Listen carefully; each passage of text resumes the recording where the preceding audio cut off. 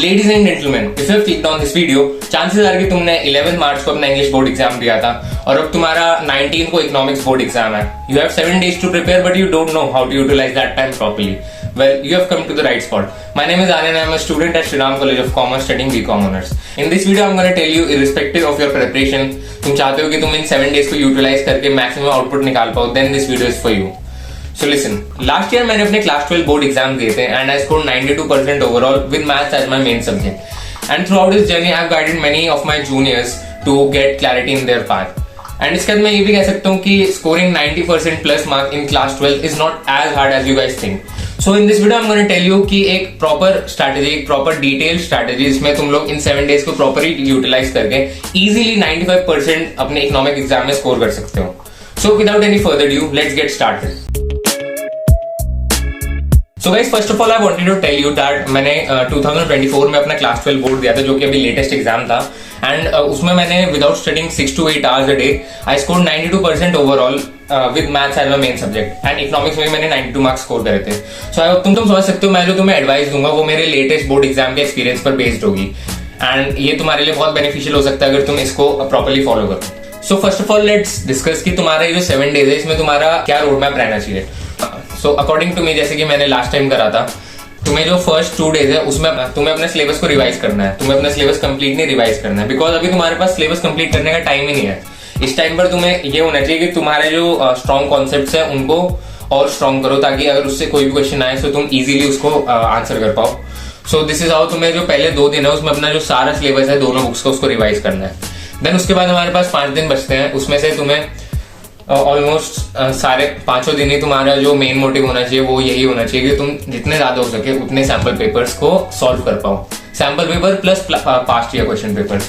क्यों? बिकॉज जो मैंने देखा है कि पास्ट ईयर क्वेश्चन पेपर्स में से जो क्वेश्चंस होते हैं वो डायरेक्टली नेक्स्ट ईयर आ जाते हैं. मींस अगर 2024-23 के क्वेश्चन है वो डायरेक्टली 2025 में आ सकते हैं. इसके चांसेस होते हैं. और इससे तो क्या होता है कि तुम्हें एग्जाम का पैटर्न भी समझ आता है कि जो एग्जाम का पैटर्न है, कौन सा क्वेश्चन कैसे आता है, कितने मार्क्स का आता है एंड जनरली कौन सा क्वेश्चन कितने मार्क्स का आता है. तुम ये सारी चीजों को समझ सकते हो एंड फिर जब एग्जाम में तुम एग्जाम हॉल में बैठते हो तो तुम्हारा माइंड ब्लैंक नहीं होता. क्वेश्चंस को देख के तुम्हें पता होता है कि ये क्वेश्चन यहाँ आना है, ये क्वेश्चन यहाँ आना है, इसको मुझे ऐसे करना है. सो दैट्स व्हाई तुम्हारा sample paper plus past year at least last 5 year के पास्ट ईयर क्वेश्चन पेपर्स को सॉल्व करना. सो तुम्हारी जो एक मोटा मोटा स्ट्रैटेजी यही रहना चाहिए कि तुम्हें पहले 2 दिन अपना सिलेबस रिवाइज करना है. देन उसके बाद नेक्स्ट 5 days तुम्हें अपना sample paper plus past year question papers को सॉल्व करना है. तो इसके बाद हम लोग डिस्कस करते हैं कि हमारे हर सब्जेक्ट में कुछ ऐसे चैप्टर्स होते हैं जिससे कुछ सिमिलर टाइप के स्पेसिफिक टाइप के क्वेश्चन हमेशा एग्जाम में आते हैं. सो अब मैं तुम्हें उन क्वेश्चन के बारे में बताने जा रहा हूँ. फर्स्ट ऑफ ऑल जो हमारी मैक्रो इकोनॉमिक्स की बुक है उसमें हमारा पहला यूनिट होता है इंडिया नेशनल इनकम. सो उससे तो यार तुम्हारा मेनली फॉर्मूला बेस्ड ही क्वेश्चन आता है जो means 90% 80 to 90% of the time तुम्हारा फॉर्मूला बेस्ड आएगा. 6 to 4 मार्क्स का क्वेश्चन एंड तुम्हें वो क्वेश्चन को अच्छे से करना है. तुम्हें जो सारे फॉर्मूलाज है NNPFC, जो सारे नेशनल इनकम के फॉर्मूलाज है, जो उनको कन्वर्जन के फॉर्मूलाज है, वो सारे फॉर्मूलाज को बाय हार्ट लर्न करना है. एंड उसमें भी कुछ इंपॉर्टेंट फॉर्मूलाज होते हैं जैसे जो ग्रॉस कैपिटल फॉर्मेशन होता है उसमें net capital formation, net fixed capital formation, तो ये कन्वर्जन अपना जरूर याद रखना. एंड देन उसके बाद हमारा नेक्स्ट चैप्टर आता है money and banking. Money and banking में हमारे वही मनी के फीचर्स होते हैं. बैंकिंग के कुछ हमारा जो लिक्विडिटी रेशियोज वगैरह होते हैं उन सबको याद करना, उनके फॉर्मूलाज याद करना एंड क्रेडिट क्रिएशन की भी एक टेबल होती है वो सब कुछ याद करना. बैंकिंग में एक हमारा टॉपिक और होता है जो कि होता है फंक्शन ऑफ सेंट्रल बैंक यानी RBI. सो उसमें तुम्हें क्या करना है, उस चैप्टर में तुम्हें RBI के जो सारे फंक्शन है ना, जो भी 6, 7, 8 फंक्शन है, उनके हर फंक्शन के 2 से 3 पॉइंट तुम्हें याद होने चाहिए पर फंक्शन. बिकॉज क्या होता है एग्जाम में मैंने बहुत बार देखा है 2 to 3 मार्क्स का क्वेश्चन इजीली आ जाता है जिसमें तुम्हें एक फंक्शन को एक्सप्लेन करना होता है 2 पॉइंट्स में. अगर 3 मार्क्स का आता है तो 3 पॉइंट्स में. एंड मनी चैप्टर से भी तुम्हारे ये होना चाहिए जो तुम्हारे फंक्शन है ना उसमें तुम्हें हर फंक्शन का 2 पॉइंट्स आने चाहिए एटलीस्ट, ताकि अगर तुम्हारा डायरेक्ट क्वेश्चन आ जाए तो तुम उसको एक्सप्लेन कर पाओ. तो तुम्हारा इस chapter money and banking chapter से ये होना चाहिए. देन उसके बाद तुम्हारा BOP, इंटरनेशनल मार्केट और गवर्नमेंट बजट के चैप्टर्स आ जाते हैं. सो इसमें तुम्हें क्या करना है, गवर्नमेंट बजट में तो कुछ फॉर्मूलाज है, कुछ जो कैपिटल एक्सपेंडिचर, रेवेन्यू एक्सपेंडिचर है, कुछ फॉर्मूलाज है जो तुम्हें सारे याद करने हैं फिस्कल डेफिसिट वगैरह के.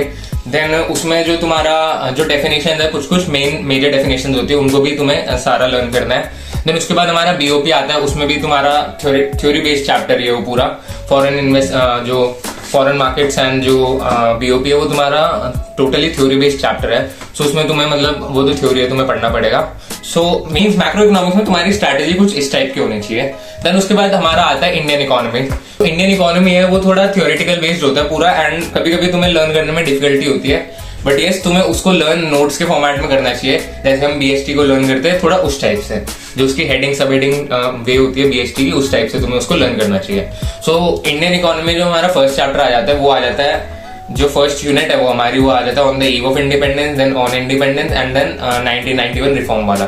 सो इन तीनों चैप्टर को तुम्हें एज अ स्टोरी फॉर्म में पूरा लर्न करना है, तुम्हें इसकी सारी डेट्स वगैरह याद होनी चाहिए, एंड इसको लर्न करना ज्यादा डिफिकल्ट नहीं है, तुम नोट्स फॉर्मेट में लर्न करोगे तो ये इजीली हो जाएगा। फिर उसके बाद हमारा आ जाता है human capital formation, rural development, income, employment, ये वाले चैप्टर्स आ जाते हैं। ये तो थ्योरी बेस्ड चैप्टर है, तुम्हें इनको भी नोट्स के फॉर्मेट में लर्न करना है। इसमें ज्यादा कुछ है नहीं, बस तुम्हारा मतलब तुम्हें सारे कॉन्सेप्ट्स को मतलब नोट्स के फॉर्मेट में लर्न करना पड़ेगा। सारी जो डेफिनेशन, जो सारे पॉइंट्स है, हर टॉपिक के जो पॉइंट्स है उनको तुम्हें लर्न करना पड़ेगा।